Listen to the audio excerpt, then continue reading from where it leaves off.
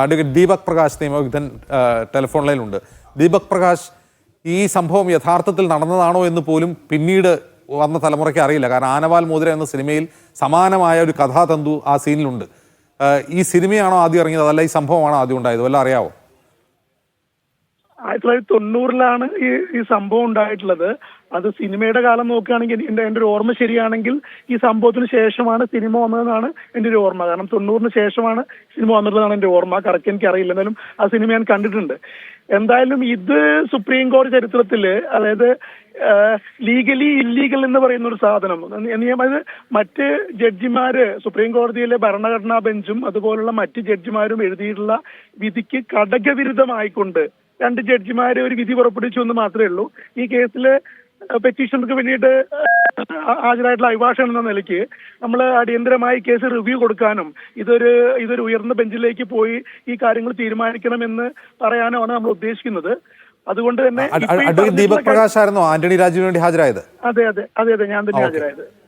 Okay, എന്താണ് ഈ വിധിയിൽ നിങ്ങൾ വായിച്ചെടുക്കുന്നത്? എന്താണ്?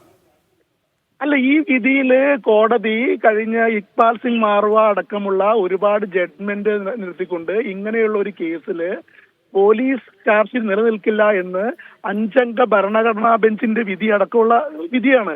അത് ചൂണ്ടിക്കാണിച്ചുകൊണ്ട് തന്നെയാണ് കോടതി പറഞ്ഞത്. അതേസമയം കോടതി പറഞ്ഞത് ഇതിന്റെ യാഥാർത്ഥ്യ വശങ്ങൾക്ക് വേണ്ടിയിട്ട് ഒരു പ്രോപ്പർ എൻക്വയറി നടത്തണം. ആ എൻക്വയറി CRPC 340 പ്രകാരം ഒരു പ്രൈവറ്റ് കംപ്ലൈന്റ് പോലെയുള്ള കാര്യങ്ങളാണ് നടത്തേണ്ടത്, അതിലേക്കാണ് മുന്നോട്ട് പോകേണ്ടത് എന്ന് കോടതി നിരീക്ഷണം. അതിനെതിരെയാണ് നമ്മൾ ഇവിടെ വന്നത്. അതും ഇതിൽ ഒരു ബന്ധവും ഇല്ലാത്ത വേറൊരു പൊതുപ്രവർത്തകൻ എന്ന് പറയുന്ന ഒരു പത്രക്കാരൻ എന്ന് പറയുന്ന ഒരാളും ആ കേസ് എടുത്തുകൊണ്ടാണ് അയാൾക്ക് ഈ കേസിൽ അന്വേഷിക്കാൻ ഇടപെടാൻ ഒരു തരത്തിലുള്ള അധികാരവുമില്ല എന്ന് നിരവധി ജഡ്ജ്മെന്റിൽ പറഞ്ഞിട്ടുണ്ട്. സുപ്രീം കോടതിയുടെ നിലനിൽക്കുന്ന ഒരുപാട് ജഡ്ജ്മെന്റിനെ കാറ്റിൽ പറത്തിക്കൊണ്ട് ഞാൻ ജഡ്ജിമാരെ കുറിച്ച് അഭിപ്രായമൊന്നും പറയുന്നില്ല, ഒരു മലയാളിയായിട്ടുള്ള ജഡ്ജും കൂടിയാണ് ഞാൻ. ഇത്രയും കാലം കേട്ട വിധികളിൽ എനിക്ക് മുഴുവൻ വായിക്കാൻ പറ്റിയിട്ടില്ല. എന്തിന്റെ അടിസ്ഥാനത്തിലാണ് ഇപ്പോഴും അവരത് അപ്ലോഡ് ചെയ്തിട്ടില്ല. അതിൽ ചില കറക്ഷൻസ് ഉണ്ട് എന്നാണ് അവർ പറയുന്നത്. അതുകൊണ്ട് ഉച്ചയ്ക്ക് ശേഷം അപ്ലോഡ് ചെയ്യുന്നതാണ് പറയുന്നത്. ആ സമയത്ത് നമുക്കത് കാണാൻ വേണ്ടി കഴിയുള്ളൂ. എന്തിന്റെ അടിസ്ഥാനത്തിലാണ് ഭരണഘടനാ വിധി പോലും മറികടന്നുകൊണ്ട് ഒരിക്കലും ഒരുപാട് കോടതികൾ, കാരണം നമ്മൾ ഈ കേസുമായി ബന്ധപ്പെട്ട് ഒരു 250ഓളം ജഡ്ജ്മെന്റ്സ് പരിശോധിച്ചിരുന്നു. ഈ എല്ലാ ജഡ്ജ്മെന്റിലും ഒരു വ്യക്തമായി പറയുന്ന കാരണം, കോടതിയിൽ നടന്ന ഒരു കാര്യം, കോടതിയിലെ ഒരു എംപ്ലോയി ഉൾപ്പെട്ട ഒരു കാര്യം ഒരു കാരണവശാലും അത് പോലീസ് അന്വേഷണം നടത്തുന്ന കാര്യമല്ല. അതിന് വ്യക്തമായിട്ടുള്ള പ്രൊസീജിയർ 240 CRPC പ്രകാരം പറഞ്ഞിട്ടുണ്ട്. അതാണ് എന്ന് അത് ഇത്രയും നിലക്ക് നിയമമാണ്. അതിനെതിരെയാണ് 5 അംഗ ബെഞ്ചുകളുടെ എതിരെയാണ് 2 ആളുകൾ മാത്രമുള്ള 2 ജഡ്ജിമാർ മാത്രമുള്ള ഒരു വിധി പുറപ്പെടുവിച്ചിട്ടുള്ളത്. ഇത് കംപ്ലീറ്റ് ഇല്ലീഗലാണ്, നിലനിൽക്കുന്ന വിധി അല്ല എന്ന് മാത്രമേ എനിക്ക് പറയാനുള്ളൂ.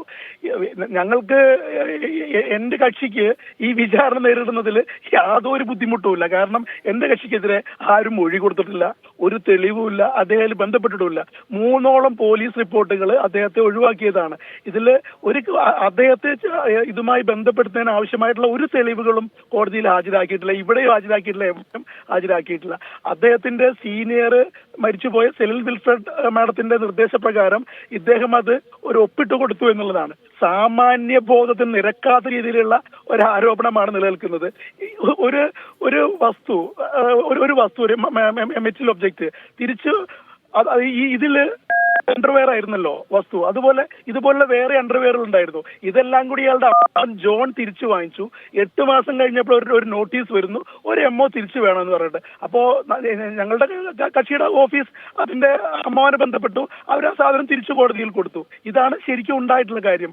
ഇത് എന്തെങ്കിലും ഒരു തെറ്റ് ചെയ്യണമെന്നുണ്ടായിരുന്നെങ്കിലോ വല്ല മാറ്റങ്ങൾ വരുത്തണമെന്നുണ്ടായിരുന്നെങ്കിലോ ആ അണ്ടർവെയർ അത് തിരിച്ചു കൊടുക്കാതിരുന്നാൽ സംഭവം കഴിയുമായിരുന്നു. ഇതിൽ ഒരു തരത്തിലുള്ള ഗൂഢാലോചനയോ ഇടപെടലോ, ഇത് ഒരു ജൂനിയർ അഭിഭാഷകൻ എന്ന നിലയ്ക്ക് എന്റെ കക്ഷി അത് ഒപ്പിട്ടാണ് വാങ്ങിച്ചത്. കക്ഷിയുടെ കൂടെ പോയി തിരിച്ചും കൊടുത്തിട്ടുണ്ട്. അതെല്ലാം റെക്കോർഡ് ചെയ്തിട്ടുള്ള കാര്യങ്ങളാണ്. ഇതൊന്നും പരിഗണിക്കാതെ വിചാരണ നേരിടണം എന്ന് പറയുന്ന ഒരു സ്ഥിതിയിലേക്ക് പോകുന്നതിൽ നമുക്ക് വിചാരണ നേരിടുന്നതിൽ ഒരു പിന്നെയും ഇനിയും നമ്മൾക്ക് ഒരുപാട് കാര്യങ്ങൾ കൂടി ബാക്കിയുണ്ട്. ഡിസ്ചാർജിന് പെറ്റീഷൻ കൊടുക്കാവുന്നതാണ്. ഈ കേസിൽ ഇദ്ദേഹത്തിനെതിരെ എന്തെങ്കിലും തെളിവ് വേണ്ടേ, ഏതെങ്കിലും മൊഴി വേണ്ടേ, ആരെങ്കിലും പറയണ്ടേ? ഒരു സാധനവും ഇല്ലാതെ എങ്ങനെയാണ് ഇത് മുന്നോട്ട് കൊണ്ടുപോകാമെന്നും പറയാൻ കഴിയില്ല.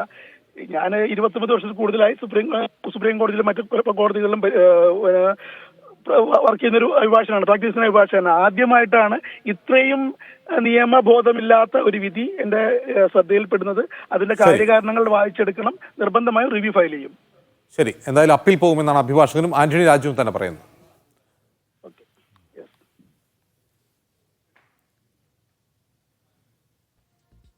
ലഹരിമരുന്ന് കേസിലെ തൊണ്ടി മുതലിൽ കൃത്രിമം കാണിച്ചുവെന്ന കേസിലാണ് ആന്റണി രാജുവിനെതിരായ നിർണായകമായ സുപ്രീം കോടതി വിധി ഇപ്പോൾ ഉണ്ടായത്. ഇപ്പോൾ